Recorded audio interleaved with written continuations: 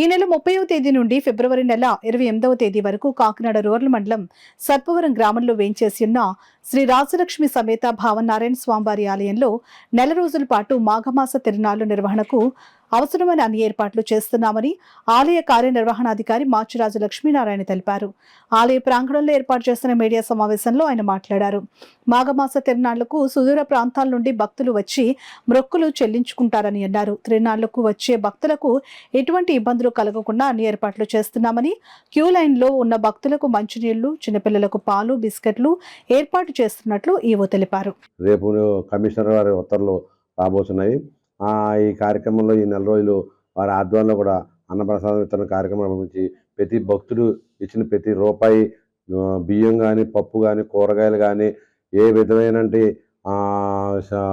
దేవస్థానానికి ఇచ్చిన వస్తు రూపైనా కానీ, ధన రూపైనా కానీ, ఏ విధమైన కూడా ఎటువంటి రసీదులు లేకుండా భక్తుల నుంచి తీసుకోవడం జరగదు. ప్రతి భక్తుడికి రసీదులు ఇచ్చేటట్టు చేసి మేము డిస్ప్లే కూడా పెట్టదలుచుకున్నాను. ఈ సంవత్సరం మొత్తం 4 ఆదివారాలు ఎంత నగదు రూపాయన ఎంత వచ్చినాయి, అలాగే వస్తు రూపాయన ఎంత వచ్చినాయి, బియ్యం రూపాయన, కాయగూర రూపాయలు కానీ, ఏ విధంగా వచ్చినా కానీ దాన్ని నేను 4వ ఆదివారం అయిన వెంటనే పబ్లిక్లో డిస్ప్లే చేయడం జరుగుతుంది.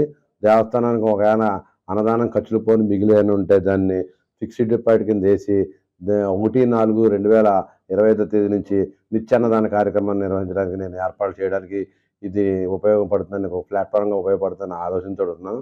అదేవిధంగా నిత్యాన్నదాన కార్యక్రమాన్ని కూడా కొంతమంది భక్తులు విరిగా విరాళాలు కూడా ఇవ్వమని అడుగుతున్నాము.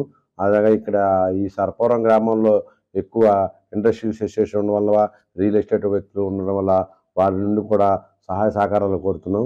అదేవిధంగా ఈ దేవాలయంకి వచ్చే భక్తులలో ఎక్కువ రోజుల్లో రథసప్తమి, భీష్మ ఏకాదశి కూడా అదనంగా 4 ఆదివారాలతో పాటు 2 ఆదివారాలు కూడా భక్తులు వచ్చే అవకాశం ఎక్కువగా ఉన్నాయి.